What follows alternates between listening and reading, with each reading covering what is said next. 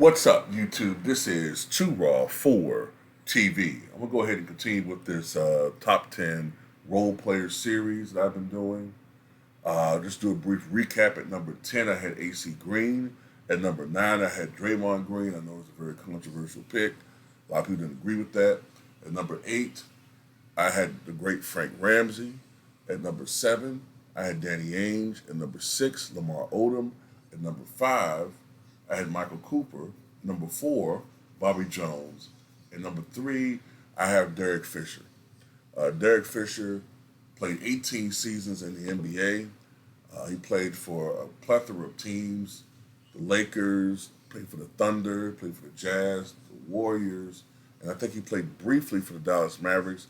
But he's best known for his stints with the Los Angeles Lakers. Also, I think he was remembered for a late career renaissance with the OKC Thunder, the Oklahoma City Thunder.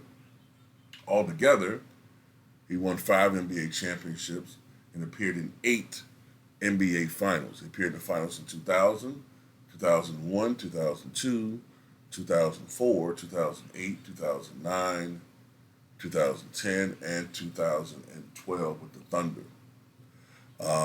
While Kobe Bryant and Shaquille O'Neal were clearly, unquestionably the best players on those Lakers teams, most of, I think, Laker fandom at that time and many of the players would regard Derek Fisher as the spiritual leader of those teams. Sometimes the leader of the teams are not always the most skilled players.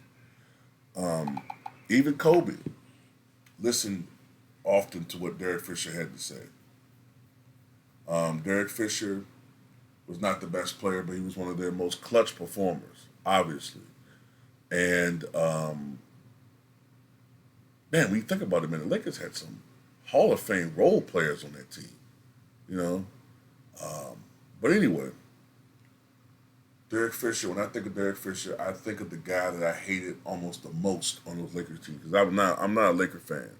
Let that be known. I'm not a Laker fan at all. Although I did admire Showtime Lakers team, but other than that, I'm not a Laker fan at all. And I hated Derek Fisher because it seems like whatever team I was rooting for, he was always killing that team with open shots. Derek Fisher's 2001 playoff run is one of the great role player runs of all time. That was his coming out party, in my opinion. That 2000 playoff postseason run was Derek Fisher's coming out party. Derek Fisher was born in 1974, and he was born in Little Rock, Arkansas. And he went to high school at Parkview Arts and Science Magnet in Little Rock, Arkansas. He went to the College of Little Rock for 4 years, from 1992 to 1996. In 1996, which is probably the best draft ever, he was the 24th overall pick in the first round, selected by the Los Angeles Lakers. And initially, Derek Fisher had some trouble distinguishing himself. Now, his rookie year, he played 80 games, averaged 3.9 points, 1.2 rebounds, 1.5 assists. He was selected to the Schick rookie game during the All-Star weekend in Cleveland that year. That was 1997. And he had 16 points and 6 assists in that particular game. But you might recall that those earlier Laker teams with Shaq and Kobe before the rival Phil Jackson had a lot of stars on that team. Matter of fact, I think Derek Fisher's second year of the Lakers, that team had 4 All-Stars, if I'm not mistaken. I think it was Shaq, Kobe, Nick Van Exel, and I think Eddie Jones. So that was a very, very talented team who, for 45 or 48 minutes, gave you hell, but they just didn't know how to close out games very well, you know. During his second year with the Lakers, 1997-98, Derek Fisher actually started 36 of 82 games, backing up Nick Van Exel. Derek Fisher already was showing promise of poise and before his time, or before his beyond his years, poise, guts, and grit already at that young age. He started all 13 games in the playoffs and averaged 6 points per game as the Lakers advanced to the Western Conference Finals before being swept by the eventual Western Conference champion Utah Jazz in 4 games. In the lockout year, the '98 year, Derek Fisher started all 50 games. Played in all 50 games and started in 21 as a reserve for veteran Derek Harper, who had left from the New York Knicks. Fisher started in all the Lakers playoff games, posting averages of 9.8 points and 4.9 assists per game. That year they lost in the second round to the San Antonio Spurs, swept again. Phil Jackson became the Lakers head coach in 99-2000. And as we all remember and recall, Phil Jackson had a preference, a love for big guards. He liked long, big guards, 6'5", 6'6", and taller. And if I recall correctly, I think Fisher was around 6'3" maybe even shorter than that. 6'2". No, he wasn't 6'3". 6'2", maybe. Let me see. 6'1". I remember him being 6'2". I know one of those years he was listed 6'2". But anyway, being 6'1", that's kind of not the type of guard that he liked.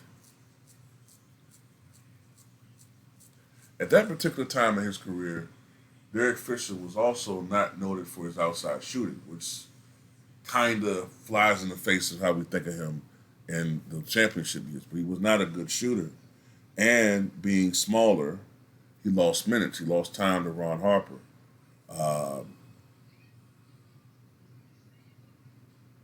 But some things worked in Derek Fisher's favor eventually.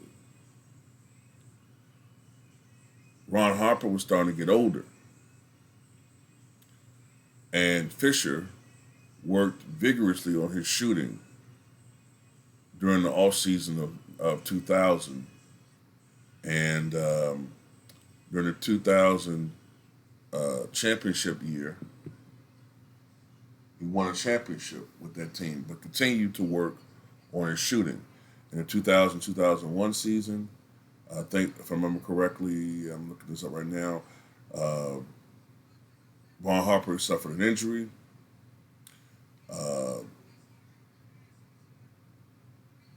Down the stretch, Fisher missed the first 62 games himself for that season with a stress fracture in his foot. Fisher returned on March 13, 2001, upgrading the Lakers' defense, and he started the final 20 games of that season, averaging 11.5 points per game. Harper had been the regular starter, but he was sidelined with injuries to both knees, and that was all she wrote. Fisher started all the Lakers' 16 playoff games as they swept to the Western Conference, averaging 13.4 points per game and shooting a team-best 51% from beyond the arc. This included a career-high 28 points on 6 for 7 three-point shooting in Game 4 of the conference finals against the San Antonio Spurs. And Fisher continued for the rest of his tenure with them to be a valuable contributor, a tenacious defender, and timely clutch shooting, and becoming a great three-point shooter. As a matter of fact, I want to look at some of his numbers, if I can. Derek Fisher played in 1,287 overall games, averaging 8.3 points and 3 assists. But his best years were between 2000 and let's say 2010. During that 10-year stretch, Derek Fisher averaged 10.3 points, 3.2 assists, 1.2 steals, on 40.6% shooting from the floor, which isn't great, but he shot 37.9% from downtown and 84% from the foul line. So he became a very, very good three-point shooter. Especially, I think he was kind of a little streaky, but when he had it going, He was a knockdown 3-point shooter when he had an open look. We all remember him for the miraculous .4 second shot, which came in the 2004 playoffs. At the time, the Spurs were defending champions, and the series, if I remember correctly, were tied at 2 games apiece. Before that, if you recall, Tim Duncan made a miracle fall-away jumper, like 19 feet out over Shaquille O'Neal to give the Spurs a lead. They had a 73-72 lead with .4 seconds remaining. I remember watching that game, and I thought the Lakers were vanquished. And I thought to myself, there's no way. The conventional wisdom was that at that time, it took at least .8 seconds for a guy to get a shot off. It was .4 seconds. So I said to myself, there's no way in hell Derek Fisher's going to be able to square up and get a shot off. But it was the most perfect catch and release scenario I've ever seen. He got the ball and was able just to flick up a shot. And I remember looking at that shot. I think Gary Payton was the one that inbounded to Fisher. And it was a perfect pass. Fisher managed to catch the ball and one motion shoot. Just as he's squaring up to look at the basket. Just got the ball off. And I remember looking at the trajectory of the ball, thinking this damn thing might go in. And it did, and they ran off the court. And that gave them a 3-1 lead, able to win that series. And they went on to the NBA Finals, although they eventually lost to the Detroit Pistons. But overall, Derek Fisher was a winner, winning 5 NBA championships. And I remember he had a situation in Utah where his daughter developed eye cancer. I cannot remember the specifics at this time, but I think it was something to do with the care that his daughter needed. The surgeries were primarily going to be in LA. So I think they mercifully traded him back, if I remember correctly, to the Lakers. People might fill me on the details there, but I think that's what happened. So he went back to LA for the second three-peat. And if anything, at that point in time, Derek Fisher's role was more valued than ever.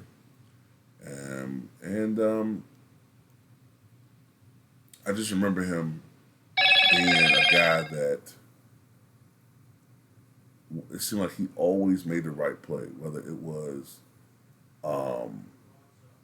great defense, being a leader out there, communicating with the younger players, sometimes being an extension of the coaching staff. You know, like I said, he was the one guy that I remember Kobe had enough respect for to listen to. Sometimes would get on Kobe about things. So he was very, very valuable to those teams, man. So I have to rank him very high as an all-time role player. He wasn't the most skilled guy, but man, he worked his ass off, and he was so valuable that OKC wanted him on those young teams. Those young teams that had initially James Harden, Russell Westbrook, and KD. They were great, but they were very young. They needed more valuable veteran presence. And as I said before, he worked his way into becoming a great outside shooter. He was always a good free throw shooter. As a matter of fact, in his 18-year career, he shot over 40% from three-point range 4 times and shot over 90% from the free throw line 3 times. And at the time of his retirement, he was the all-time playoff leader in games played, 259, and games won, 161. Although both those records have been since broken by LeBron James. So, yeah. At number 3, I have Derek Fisher as far as the top 10 role players of all time.